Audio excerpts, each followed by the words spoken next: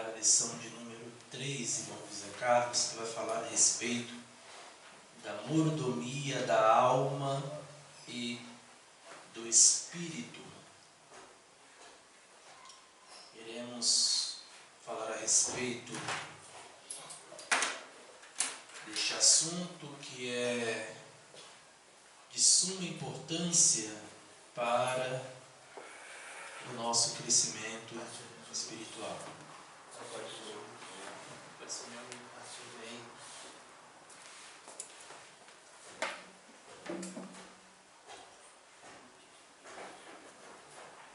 Para nós falarmos a respeito de alma e de espírito, é fundamental nós conseguirmos discernir o conceito, ou a diferença, melhor dizendo, de alma, de espírito, e trazer também uma definição para que nós venhamos compreender melhor o que vem a ser uma alma e um espírito. A palavra alma, irmãos, ela vem do... Não, Wilson, se eu pudesse sentar um cantinho ali, para aqui, isso. A palavra alma, ela vem da palavra hebraica chamada Nefesh, que está na revista dos irmãos, que significa vida. Então a alma, ela tem o sentido de vida. E aí ela pode ser considerada a base das experiências conscientes, equivalendo à própria vida, personalidade ou a personalidade da pessoa. Então a alma, irmãos, ela está relacionada à vida. Ela diz respeito à personalidade do ser humano.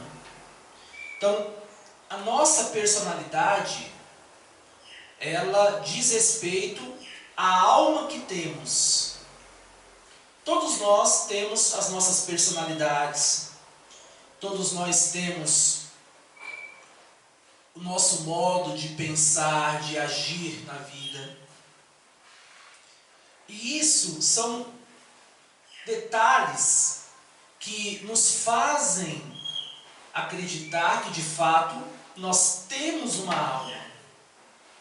Porque a alma, ela diz respeito a esses pontos fundamentais na vida de um ser humano.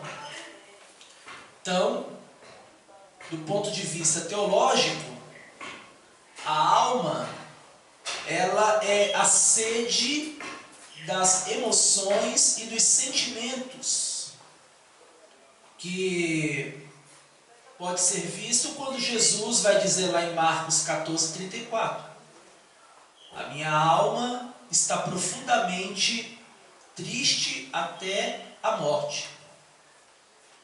Então a alma, ela está relacionada aos sentimentos do ser humano. Quando o ser humano se alegra, ou quando ele se entristece, quando o ser humano fica ansioso, angustiado, quando o ser humano fica, de certo modo, amargurado, quando ele sente qualquer tipo de sentimento, isso diz respeito à sua alma. É a alma que leva o ser humano a ter esses sentimentos que são característicos de todos aqueles que possuem uma alma. Algo que os animais, eles já não possuem essas características. nós que temos a alma e o espírito, nós podemos, de certo modo, ter essas emoções. E Jesus, se vocês notarem, até o próprio Jesus, ele passou por isso que nós passamos nos nossos dias, que é a tristeza. O próprio Jesus se entristeceu. E ele se entristeceu até a morte. Então, o conceito de que o crente, ele não está sujeito a passar por momentos de dificuldades na vida é completamente antibíblico. Porque o próprio Jesus se entristeceu, o próprio Jesus chorou, o próprio Jesus sentiu dores. Então, a vida cristã, ela não isenta o servo de Deus de passar por adversidades, por momentos conturbados. Não o deixa isento de passar por tristezas na vida. Felizmente, muitos querem pregar uma ideia contra a ideia bíblica. Ou seja, querem transmitir a ideia de que a vida cristã é uma vida de felicidade plena, quando na realidade não é. Irmão José Carlos? Jesus vai dizer o quê? Que no mundo nós teríamos aflições. Só que querem transmitir a ideia de que você vindo para a igreja, essas aflições acabam. Isso não é a mensagem do Evangelho. A mensagem do Evangelho é a mensagem da cruz, é a mensagem da renúncia, é a mensagem do se abster do mundo, de ir na contramão da maioria para fazermos a vontade do Senhor nosso Deus. E isso requer o quê?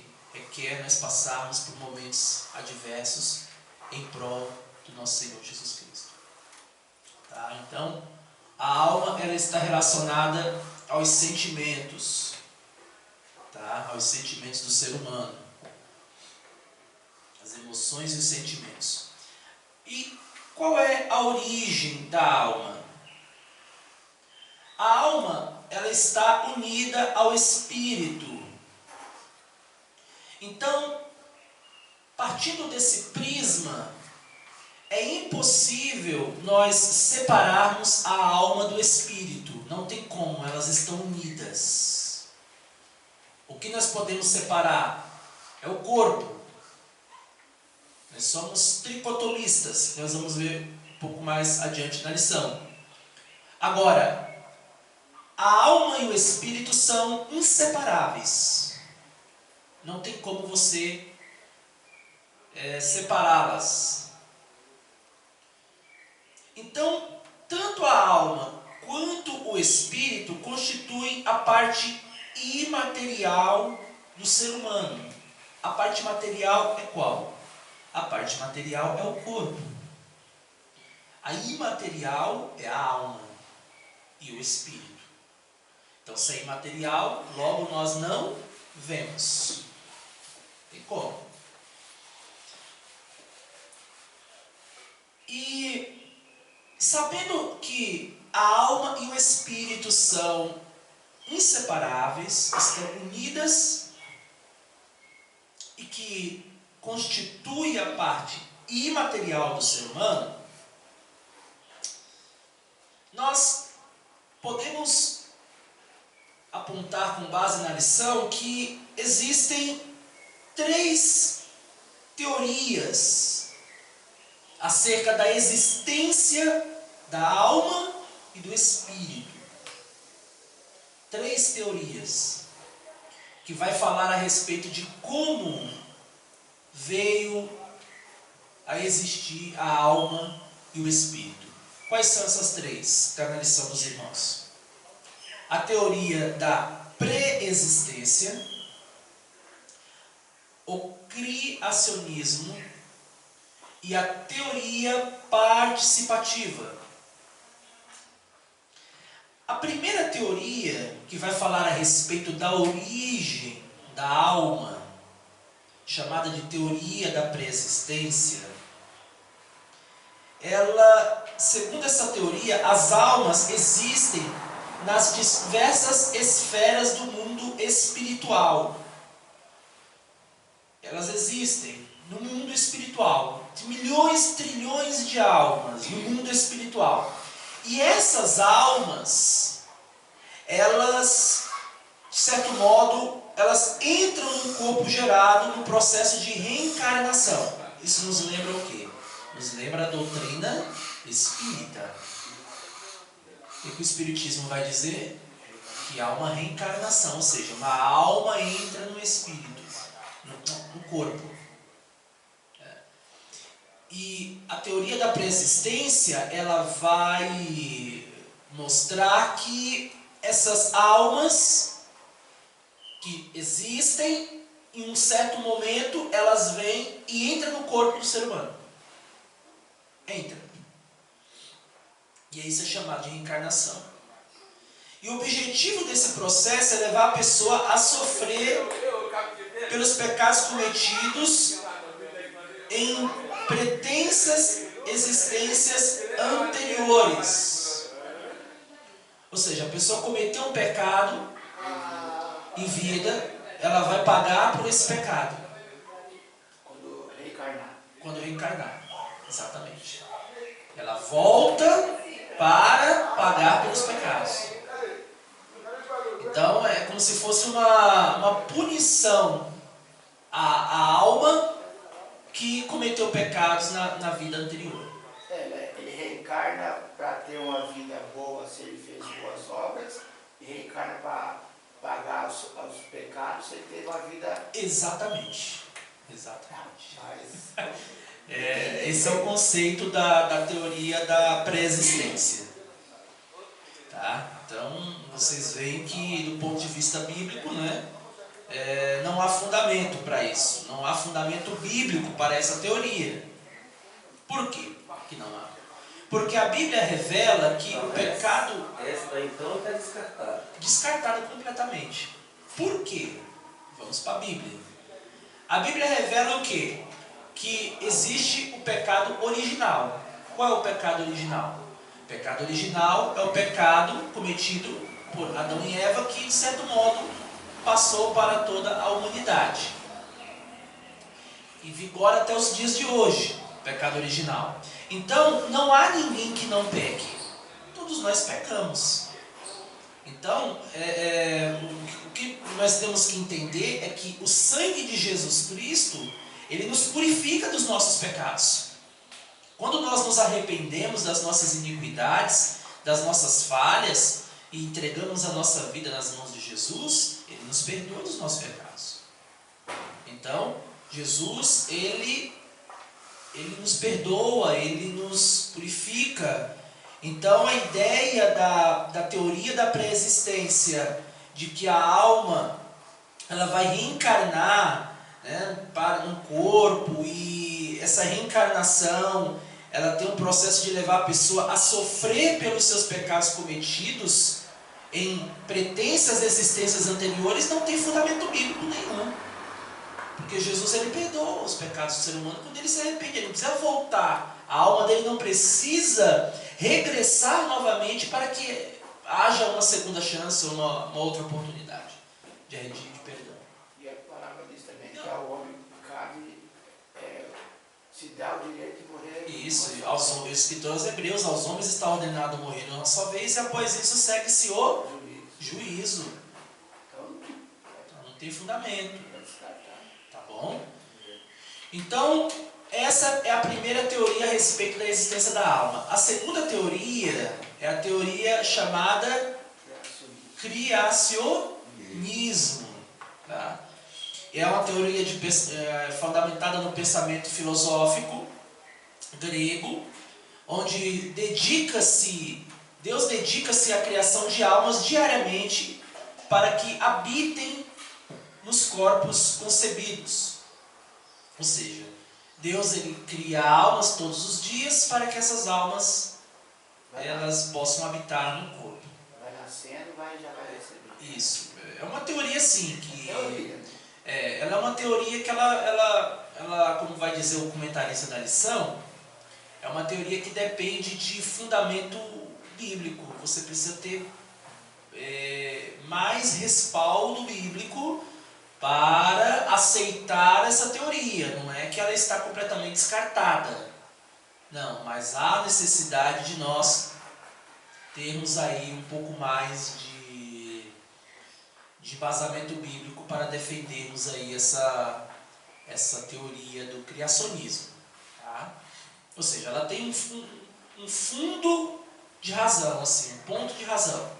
Um fundo de verdade, mas não é ainda 100%.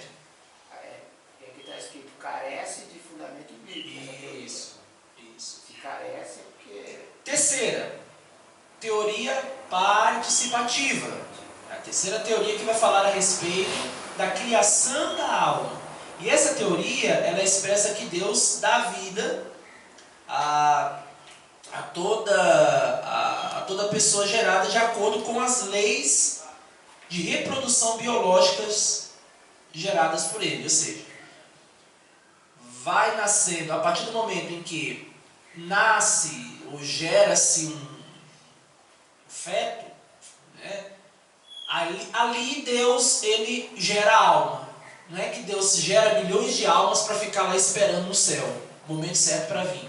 Não, essas almas elas são geradas à medida em que vai sendo gerada a criança. Vocês conseguiram entender aqui a minha... Não tem um estoque de almas. Não tem um estoque de almas, pronto. É o português mais claro. Não tem um estoque de almas. Por isso que a teoria do criacionismo não tem muito fundamento, vocês estão vendo? Por quê? As almas, não é que elas ficam guardadas no céu. Não, elas, de acordo com esse ponto de vista que é o fundamento bíblico, a teoria participativa, Deus gera a alma mediante a concepção ali da criança, entendeu? A partir do momento que gera-se uma criança no útero da mulher ali é gerada a alma. Então essa é a teoria participativa. Então assim o homem e a mulher geram um novo ser com a cooperação divina, né? Conforme Atos 17. E essa teoria participativa, ela é a teoria que está fundamentada na palavra de Deus, a que mais se harmoniza com a palavra do Senhor. Conforme Zacarias 12, versículo 1. Essa teoria participativa. Todavia, irmãos, tem um detalhe. Como Deus ele age na criação de cada alma e espírito dentro do ser humano, esse é um dos muitos mistérios da fé pela qual devemos humildemente buscarmos um conhecimento melhor a respeito desse assunto. Tá? Porque falar a respeito de alma e de espírito não é um assunto assim muito fácil de nós assimilarmos, não é, irmão José Carlos? É um pouquinho complicado, tanto que essa aula aqui está um pouquinho diferente, vocês estão observando. Se o pastor não me permite interromper, pastor, lembra da primeira semana que eu falei que era bem complicado? Os irmãos estavam aqui, o pastor falou, entendeu? Eu falei, mas é complicado essa lição aqui. E para a pessoa dar uma lição dessa aqui, principalmente se tiver um novo convertido, é bem complicado. Não entra na mente dele, não. Entra não, verdade. É um assunto que faz parte, irmãos, do currículo, né, da lição. Essa lição, a mordomia cristã, que é o tema da nossa lição, ela é uma lição fundamental para a nossa caminhada cristã. E nós precisamos passar por essa etapa, precisamos estudar esse assunto. Não tem como você falar de mordomia cristã e não falar da mordomia da alma e do espírito. É uma matéria um tanto diferente. É igual na escola. Na escola existiam matérias que eu não gostava, mas eu tinha que estudar. Eu não era muito fã de matemática, mas eu tinha que estudar matemática. Fazia parte do currículo. Então, tinha que estudar, fazia parte, é igual. Agora, já história, geografia, português eu era bom. Mas matemática, física, química eu não era, mas eu tinha que estudar. Na faculdade mesmo de teologia, tinha matérias que eu não gostava, por exemplo, direito, você tinha que estudar direito, filosofia. Ou seja, mas o que direito e filosofia tem a ver com Bíblia? Tem a ver com teologia. Mas nós tínhamos que estudar essas matérias, por mais que elas fossem cansativas, por mais que elas não fossem a matéria que nós queríamos, era necessário nós estudarmos para que a gente viesse no final ter uma formação completa. É igual esse assunto, nós estamos estudando nesse trimestre mordomia cristã. Para nós termos uma formação completa no final do trimestre, nós temos que passar pela mordomia da alma e do espírito.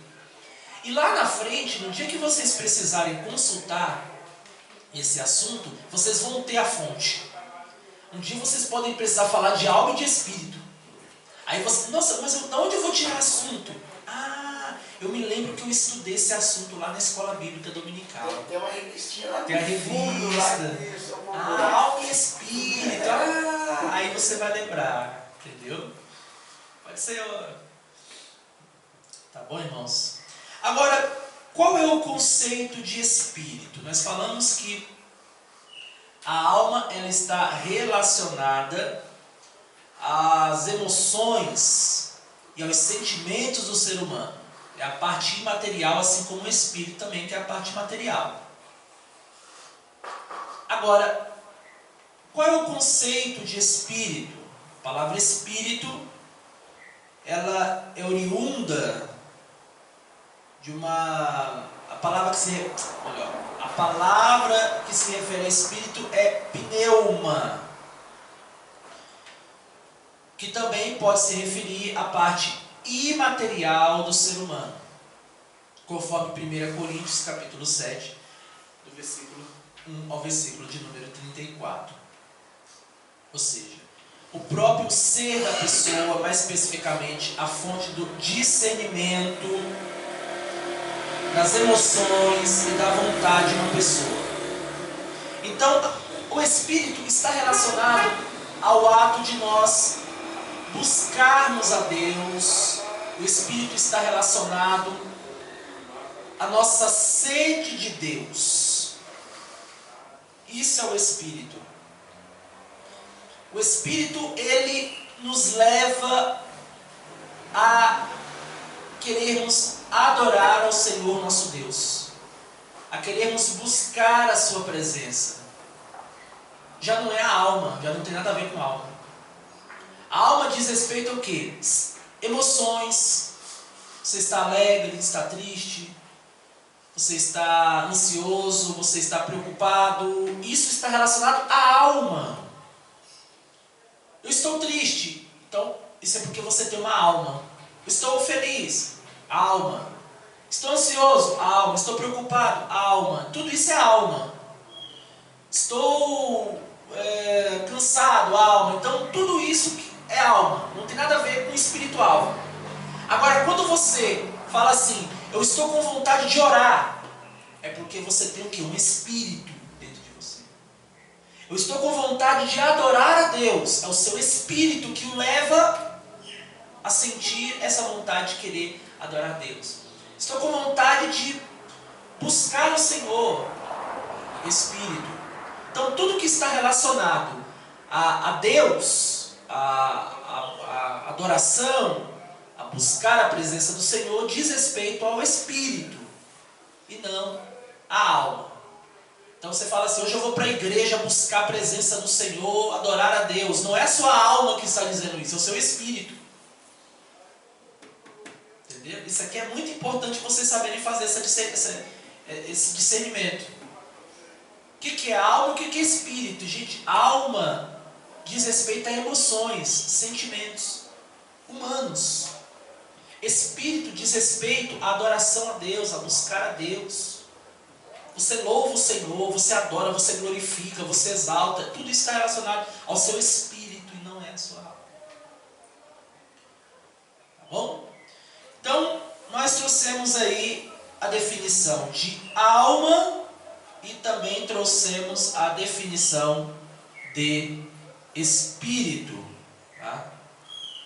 Os irmãos entenderam? Deu para compreender?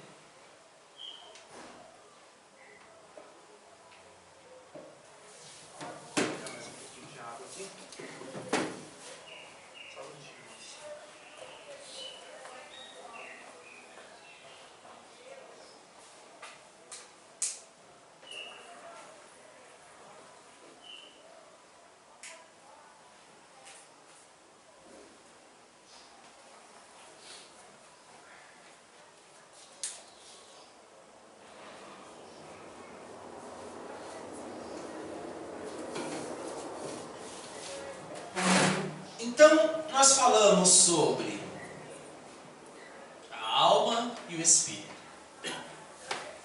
Diferença. Agora nós vamos falar no capítulo 2 sobre a mordomia da alma, o homem interior. A tricotomia do homem. O que é tricotomia, irmãos? A tricotomia, afirmamos que o ser humano, ele é o quê? Ele é tricótomo. O que é tricotômico? 3. Possui 3. 3 o quê? 3, como se diz assim? Alma, corpo e espírito. Mas o que é esses 3? 3 partes. 3 partes. 3 partes. Nós somos tricotomistas, irmão José Carlos. O que significa? Nós temos corpo, alma, que é sentimento, e espírito, que está relacionado à adoração a Deus. Você tem um corpo, você tem uma alma e você tem um espírito. Isso é ser tricotomista, ou tricotômico. Tá? O corpo, a parte material, refere-se ao homem exterior. Então você vê o exterior com o corpo, você não vê a alma, que a alma é interior. A carne, a parte corporal é a parte exterior. Nós somos tricotomistas, corpo, alma e espírito. O externo é o corpo. Já o conjunto imaterial, que é o interior, é formado pela alma e pelo espírito, que é envolvido pelo corpo. A Bíblia denomina de homem interior, ou seja, os 3, nós temos que entender o seguinte: corpo, alma e espírito. Desses 3, o exterior que você está vendo é o corpo, é o meu corpo. A parte interior, que é o homem, chamado de homem interior, é conhecido o quê? Como alma e espírito, que está dentro do corpo. Então, dentro do meu corpo tem o quê? Tem uma alma e tem um espírito aqui dentro. Vocês não veem o interior, vocês só estão vendo o exterior. Qual é o exterior? O exterior é o corpo, a matéria. Tá? Então, ser tricotomista é isso, meus irmãos. É possuir corpo, alma e espírito. Corpo é a parte exterior, chamado de homem exterior, e a alma e o espírito é a parte interior, chamado de homem interior. O homem interior é a alma e o espírito. Quando vocês veem na Bíblia falar de homem interior, o homem interior, vocês vão entender, mas o que é esse homem interior? O homem interior é a alma e o espírito. Vocês vão ver na Bíblia algum dia, vocês vão saber entender e diferenciar. Agora, a mordomia da alma. A Bíblia declara que a alma do homem, assim como o espírito e o corpo, deve ser conservado o quê? Irrepreensível para a vinda do Senhor Jesus Cristo. Nós temos o quê? Que cuidar. Cuidar do nosso corpo, irmãos. Cuidar da nossa alma. Cuidar do nosso espírito. Cada crente deve mantê-la íntegra e irrepreensível. O que é irrepreensível? Que não é digno de repreensão. A alma ela tem que ser cuidada, o espírito, o corpo. Isso é fundamental ao cristão. E aí nós podemos destacar alguns aspectos nesse cuidado que nós temos que ter com o corpo, com a alma e com o espírito. Quais são esses aspectos? Primeiro, a necessidade da alma. A alma precisa de refrigério espiritual e da presença divina. Tanto que o salmista lá em Salmo 42, ele vai dizer o quê? Como o servo brama pelas correntes das águas, assim suspira a minha alma por ti, ó Deus. A minha alma tem sede de Deus, do Deus vivo.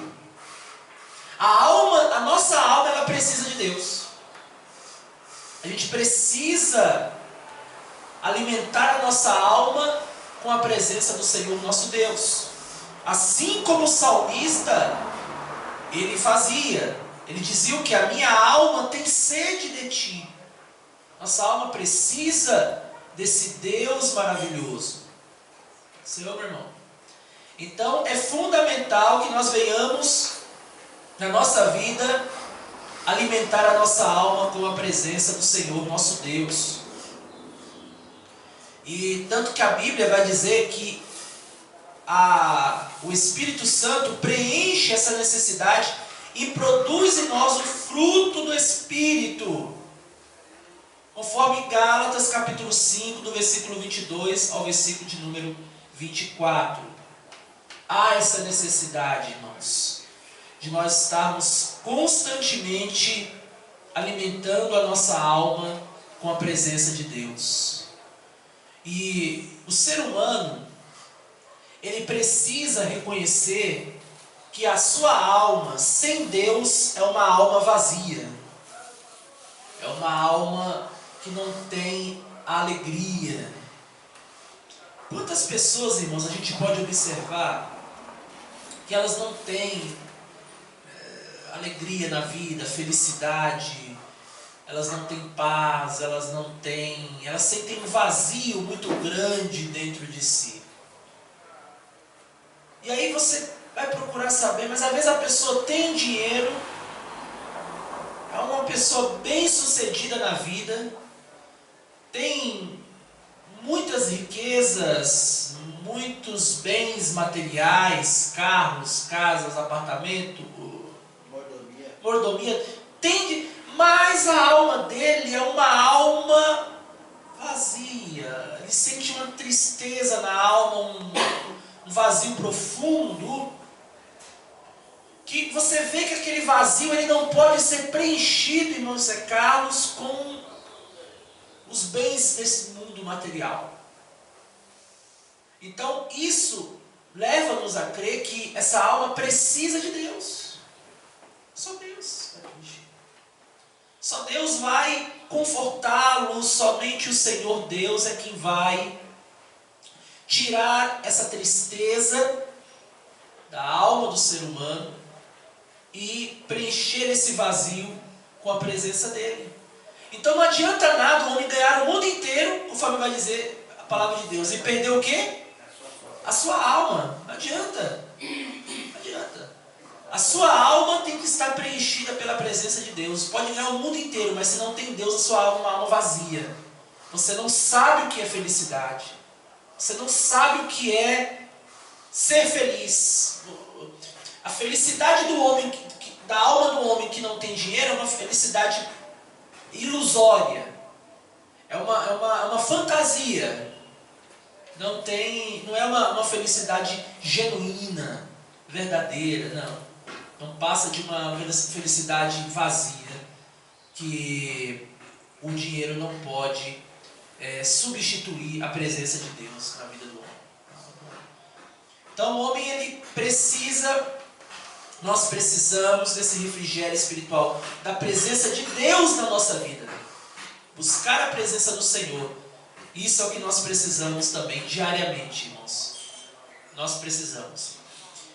Segundo ponto, qual é o segundo aspecto que podemos destacar na questão da mordomia da alma é a santificação da alma.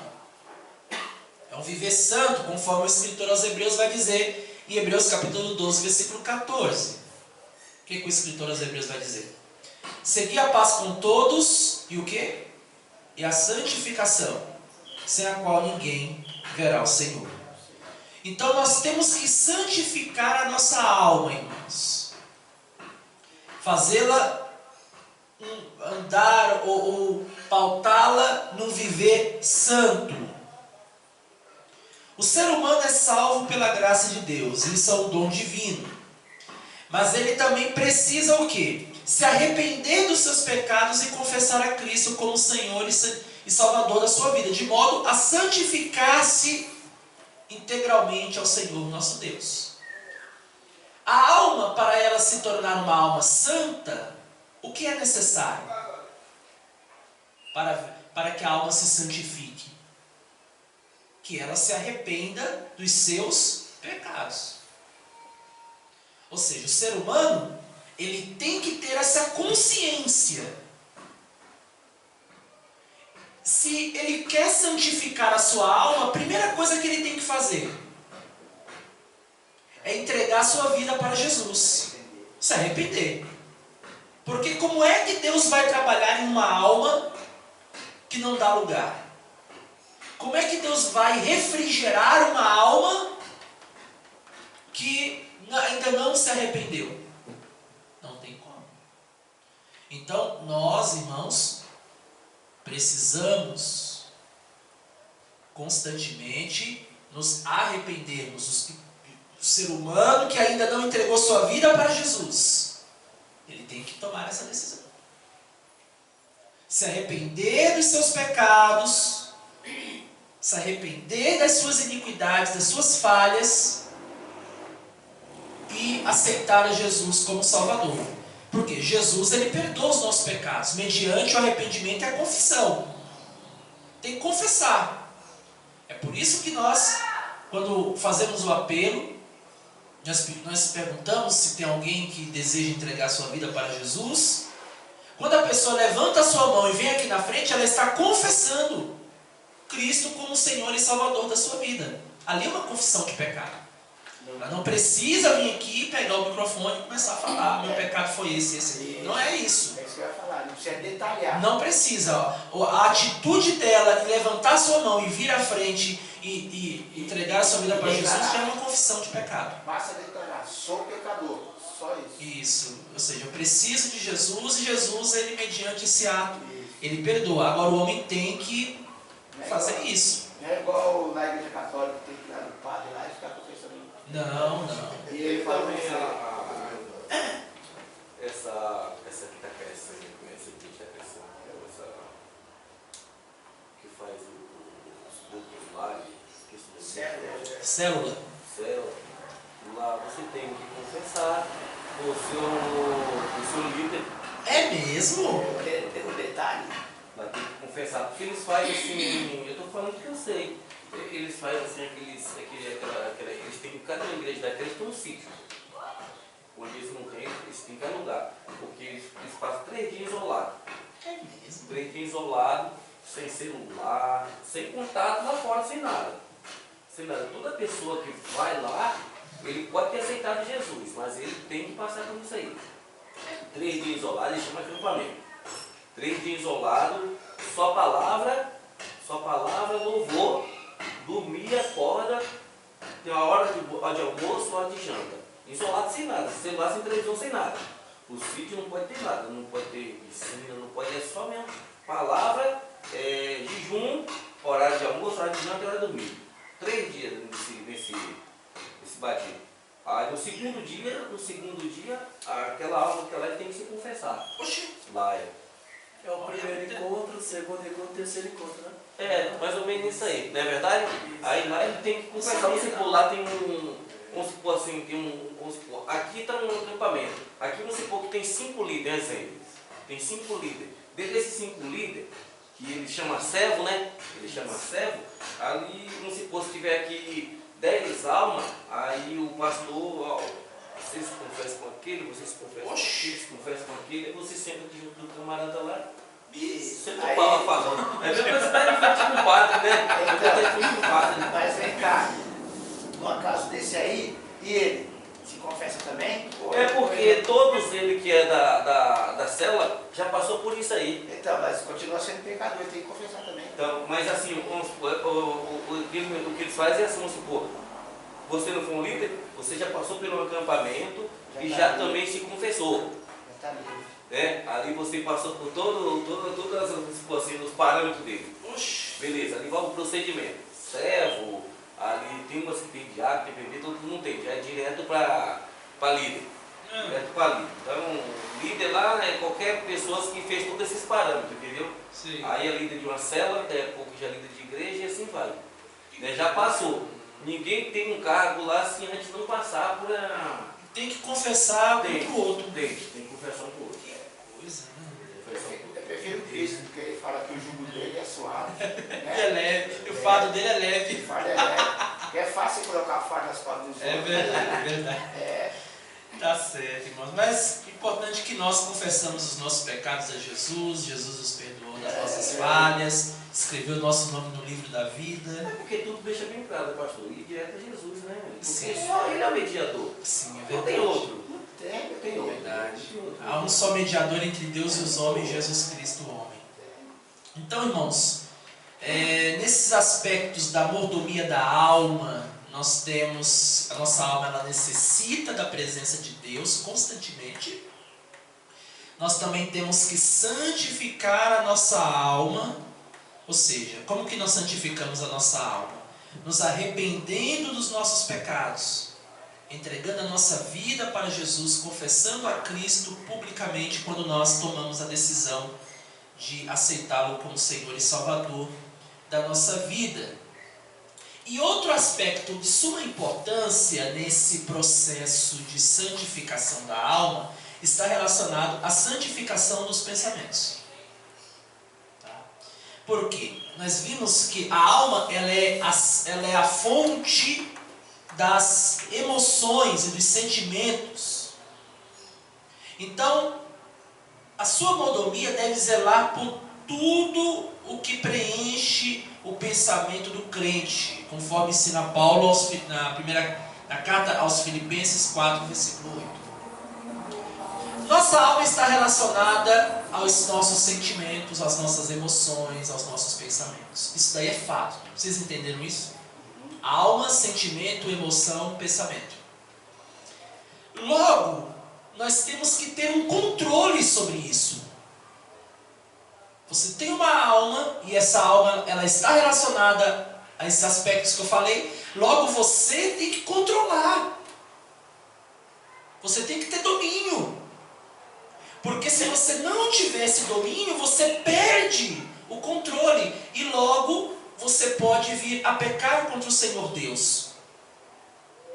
Então, falando de santificação de alma, nós temos que controlar os nossos pensamentos, os nossos sentimentos, as nossas vontades, para que nós não venhamos entristecer o Espírito Santo de Deus. Tá?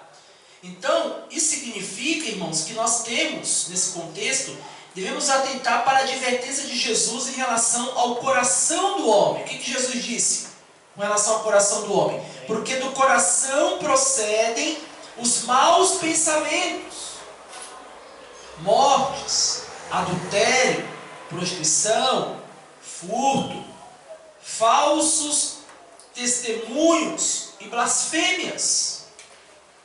Mateus capítulo 15, versículo de número 19. Então, nós não podemos pensar só no que não fazer, mas também no que não pensar. Olha que interessante. Toda ação e reação humana procede do pensamento, o sentimento e a emoção, ou seja, vem da alma.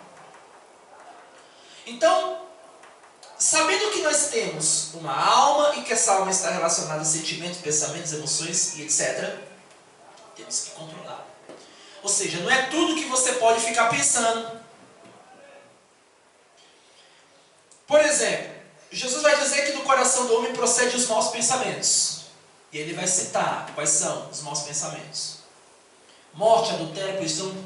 Então, o homem, ele tem que controlar o seu pensamento. Ele não pode ficar pensando em coisas que ele sabe que não vai contribuir para a santificação da sua alma. Pensar em coisas ruins. Vingança. Pensar em cometer um pecado, um adultério, um assassinato, sei lá. Vem da alma, irmãos. Do coração do homem procede os maus pensamentos. Ele tem que ter controle. Controle. Por quê? Se ele não tiver controle, ele vai, consequentemente, fazer com que aquele pensamento gere ou se torne o quê? Se torne um ato consumado. Jesus vai dizer o quê? Que o ato de um homem olhar para uma mulher e a desejar na onde? No seu coração. Ele já cometeu o quê? Adultério. Não só é praticado. Não é só praticar. E aí, entre outros aspectos, é muito fácil nós criticarmos, falo nós no contexto geral, criticarmos ou fazermos como foi falado no culto aqui quarta-feira de doutrina, onde estão os teus acusadores. É muito fácil criticar ou apedrejar uma pessoa que cometeu adultério. É muito fácil. Mas às vezes, nós, no contexto geral, estamos sendo mais adúlteros do que aquele que praticou o adultério. Porque pode ser que nós estejamos adulterando no pensamento, no coração. Olhando para uma mulher e a desejando no coração. Pode ser que nós, nesse contexto geral, estejamos também sendo adúlteros. E aí, quando a gente se depara com alguém que de fato cometeu a prática ali, consumou o ato, porque olhar para uma mulher e desejar no seu coração também é um adultério consumado. Não é consumado com a parte física, mas a consumação houve quando a gente alimentou aquilo no nosso coração. Por isso que Jesus vai dizer que o ato simplesmente olhar, desejar, já é o adultério. Então, se Jesus fosse levar em consideração os nossos pecados, meu irmão, nenhum de nós seríamos salvos. E aí, quando nós nos deparamos com alguém que cometeu adultério, a primeira coisa que a gente faz é atacar a pedra. Adúltero. Adúltero. Quarta-feira eu ministrei aqui, no Zé Carlos estava. Eu ministrei a doutrina com base em João 8, 1 ao 11. E eu coloquei o seguinte tema: onde estão os teus acusadores? É daquela mulher adulta, né? Da mulher adúltera de João 8. E eu expliquei que aquela mulher, primeira coisa, ela cometeu um pecado. Você, quando vai falar da mulher adúltera, você tem que deixar isso claro. Ela cometeu um pecado, ela pecou, ela errou. Ponto. Só que aquela mulher, ela foi acusada. Não tiveram misericórdia, não tiveram compaixão, não tiveram piedade, foi tudo que eu falei aqui. Não tiveram amor, a envergonharam. Mas Cristo mudou a situação daquela mulher. Cristo perdoou aquela mulher. Cristo teve misericórdia daquela mulher. Então, o que eu quis deixar claro aqui, irmãos, é, primeiro, que não é que eu estou justificando o que ela cometeu. Não, não é isso, ela pecou, ela errou. Mas o que eu queria apontar é a necessidade de nós termos, irmãos, misericórdia. Perdoar. Porque Jesus nos perdoou. Se nós não podemos perdoar, irmãos, como que nós queremos ser perdoados por Jesus? E se conscientizar que nós também somos pecadores, né? Somos pecadores e às vezes nós podemos ser até mais adultos do que aquela pessoa que consumou o ato. Então a ideia do estudo era mostrar a necessidade de nós termos misericórdia e não apenas queremos atacar pedra. Olhar para nós e Pode, comer. né, pastor? Não pode. Jesus, O que a lei dizia? Eu falei aqui. A lei dizia que as tais deveriam ser o quê? Apedrejadas. Aí eu fiz uma pergunta. Eu perguntei se você estivesse naquele momento, naquela situação, naquele cenário, tivesse com a lei, com a Bíblia na sua mão, e vendo que na Bíblia está dizendo que tem que apedrejar, o que você faria? seria... Hoje nós conhecemos a história, o final da história. Mas eles não conheciam o final da história. Graças a Deus por isso. Eles estavam vivendo ali aquele momento. Mas nós já sabemos a respeito da misericórdia, do perdão, do amor. Só que naquele momento eles estavam com pedras na mão com base na lei, irmãos. Eles tinham uma base. Eles guardavam muito a lei de Moisés, né? Guardavam a lei de Moisés. E o que você faria se você estivesse ali? Você vê um homem, uma mulher que foi pega em ato de adultério. Você vê um homem escrevendo no chão. Você vê um homem escrevendo no chão. E você tem a lei. Então você tem a lei, você tem a pecadora. E você tem um outro homem que é o juiz que vai julgar a causa. O que você faria? No caso daquele dia, naquela época, teria que exercer a lei, né? Você teria que Exercer a lei significa? fazer o que estava mandando a lei de O Moisés. que a lei estava mandando fazer? Você ia ter que fazer. Irmãos, a gente não pode ser hipócrita. Porque senão você ia estar inflacionando. É que nós conhecemos, como eu estou falando, nós conhecemos o outro lado da história. Nós estamos numa outra, mas ali, meu irmão, é bem provável que você estaria com uma pedra na mão. Lógico. Senão você ia estar inflacionando a lei. Porque você está dizendo, está escrito aqui, ó. Hoje, vamos lá, hoje você vê algo escrito na Bíblia, você questiona? Eu questiono. Tem uns pontos que você fica meio, né, irmão? Eu questiono, mas depois... Muitas coisas, mas tem pessoas que o conhecimento dela da Bíblia, olha como que é assunto interessante, que o conhecimento da Bíblia é um conhecimento cego. Por exemplo, a guarda do sábado. O Adventismo não questiona, é cego, você pode explicar por A mais B, por A mais B para ele, não adianta. É um conhecimento cego. Cego da Bíblia. Para ele tem que guardar o sábado e ponto, acabou, pode acontecer qualquer coisa do mundo. Até Jesus pode vir aqui. Era esse conhecimento cego que as pessoas tinham da lei naqueles dias com relação ao adultério. Então vê que hoje não é muito diferente daqueles dias. Não está escrito, mas está aqui, assim, ponto, e pode... Não, pastor, assim, o povo de Deus, por ele estudar, tem pessoas que ensinam, graças a Deus por isso, ele já tem a mente mais aberta para essas coisas. Lógico. Agora o pessoal do mundo, não. Ainda vai ver ainda mesmo, olho por olho, dentro por dente. Mas vai acredita, uma pessoa dessa aí fazer, vamos supor, um casal mesmo, vamos supor, saber que o negócio quer matar logo. Isso. Ele não quer saber de uma conversa, de perdoar, não. O cristão ainda faz isso. Isso. O cristão ainda faz isso aí. Nós estamos falando assim, nesse assunto aqui, partindo do ponto de vista do cristão mesmo. Não estou nem referindo ao mundo. Eu estou falando que tem cristãos que têm um conhecimento cego da lei e que ele não consegue exercer misericórdia. É igual aqueles homens, o conhecimento da lei dele era cego. Para eles tinha que apedrejar, ponto final. Não tem a possibilidade de perdão. Então, hoje em dia tem pessoas que é assim, o conhecimento dela da Bíblia é cego. Só que nós que estudamos a palavra de Deus, vocês que estudam a palavra de Deus, o nosso conhecimento já é um conhecimento mais aberto. Por exemplo, quem é do véu? Quem é da congregação cristã? Para eles tem que usar o véu. Bem, vocês já viram conhecer a história do véu?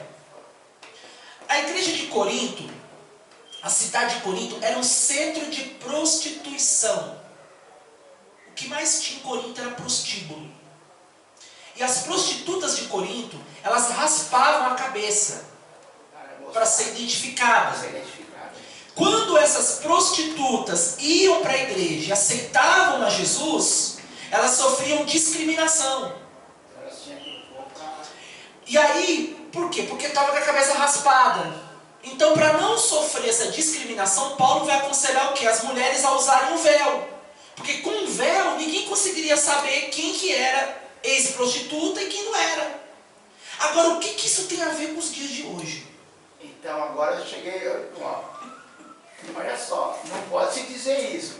Mas eles estão usando o véu, estão se declarando que são ex-prostitutas. Não. O véu, a finalidade do véu era só para cobrir... O que Paulo queria? Cobrir a cabeça das ex-prostitutas. Evitar o tumulto. Evitar o tumulto, só isso. Só isso. Hoje em dia, nenhuma prostituta raspa a cabeça. Não. Então, hoje em dia, você não vai ver prostituta careca, cabeça raspada. Gente, isso é uma questão cultural. Existem coisas na Bíblia que não é para ser aplicada nos nossos dias. Porque senão a gente vai ter que praticar as festas judaicas, o Pentecoste, tabernáculo. Se a gente for levar tudo na Bíblia ao pé da letra, não pode. A gente tem que ter esse discernimento espiritual que o mundo aí fora não tem e que muitos cristãos não têm. Então, o discernimento espiritual leva a gente a entender que há casos que nós temos que aplicar, há casos que não é para nós. Era uma questão cultural daquela época para aquela igreja. Agora, vai tentar convencer alguém da congregação cristã que não pode usar o véu. É que não é necessário usar o véu. É necessário. Se quiser usar, usa. Se eu não me engano, não sei se é esse que fala que o véu que é o cabelo, né? Naqueles dias, o véu era o cabelo da ex-prostituta. A mulher chega na igreja careca, ela coloca um véu, para ela aquilo dali é o cabelo dela. Vocês estão entendendo? Fala, meu amigo. Já falou, já. Eu já falo depois dessa palavra aí. Então, mas também e hoje o véu, como é o cabelo da mulher, né? Isso. E a Bíblia, eu acho que é a primeira coisa que fala que, lá em 1 Coríntios fala, que é honroso para a mulher cabelo crescido, né? Isso. Então, como aquelas mulheres não tinham cabelo crescido, precisavam do véu.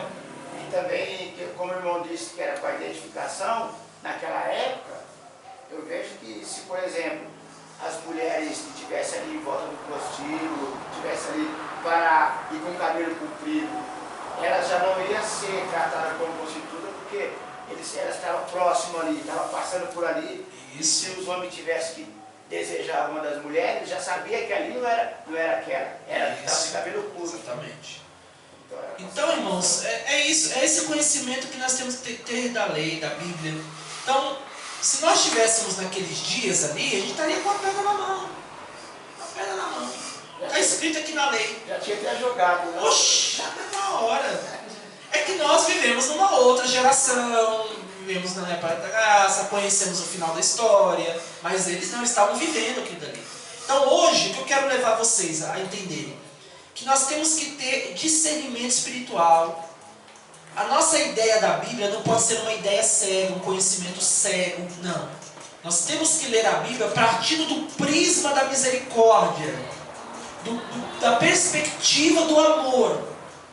A nossa leitura bíblica não pode ser uma leitura radical, porque senão você se torna o quê? Um religioso. Não, está escrito aqui assim, assim, tá. Não tem que ser assim, calma. Vou ver direito esse negócio. Vamos ler direitinho, porque senão você se torna o quê? Um fanático, um religioso, um extremista. E o fanático, pastor, fica cego. Fica cego. Porque não tem, e o fanático não tem amor, não tem misericórdia. Você fez alguma coisa, você pecou. A primeira coisa que ele faz é apontar o dedo. Você pecou, você errou, você fez aquilo, você vai para o inferno. Sabe? Então, falta de quê? Aí, qual é a diferença de um fanático para um religioso daqueles dias? Para um fariseu? Mesma coisa. Não tem diferença nenhuma. Tudo igual. Ele fala, é isso mesmo, tem que fazer isso aqui. Não muda em nada dos fariseus dos dias de Jesus, não.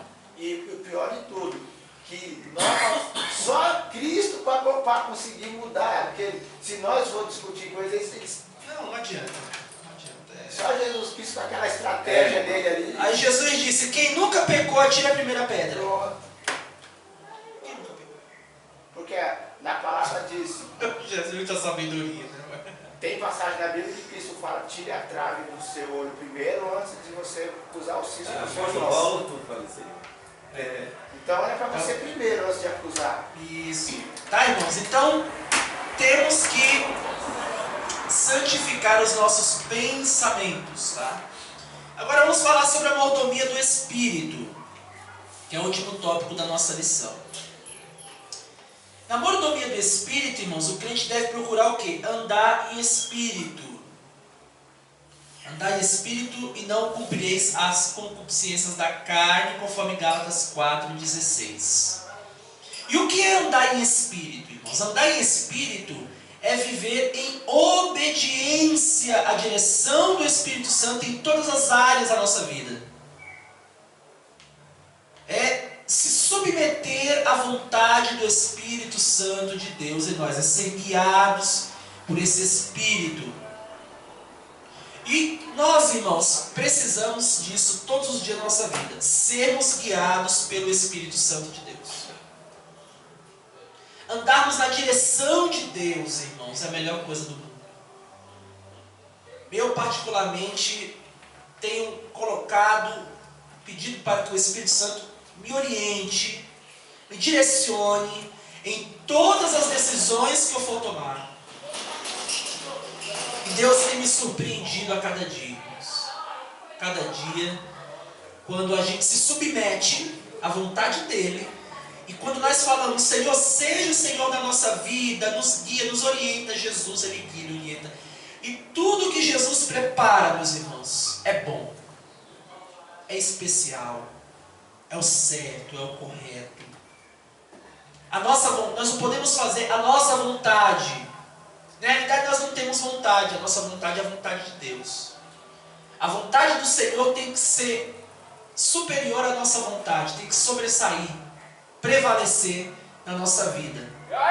E andarmos debaixo da direção do Espírito Santo. Tem pessoas que saem fazendo coisas por aí, o que dá na telha.